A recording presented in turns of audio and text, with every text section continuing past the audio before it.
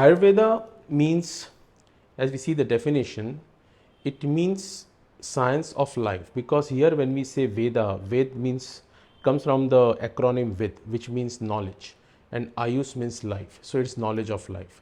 What we understand from it, that Ayurveda contains timeless foundational algorithms which can be applied in past, present and future to understand our physical, mental and spiritual dynamic with nature and how we can sustain it, what we call as health.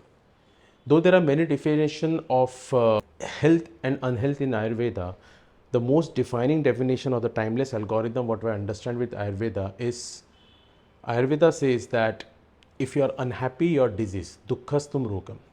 So what it says, that we all are born unhappy. The moment we are born, we have a linear version of the world depending upon how we are raised, the friends we make, the upbringing we have, the choices we make in life.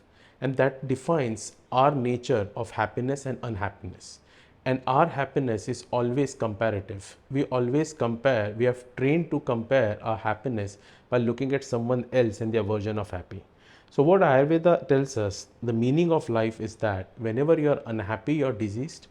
And it says that you are born unhappy. So the moment you are born, you are going towards death.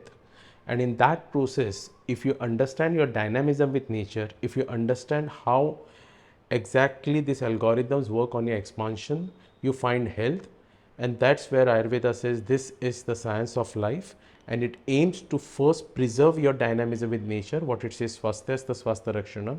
So it tells you to first identify your dynamism with nature, your quotient of happiness, to preserve it, and in that process if it gets disbalanced, then it aims to cure it and again brings it to balance.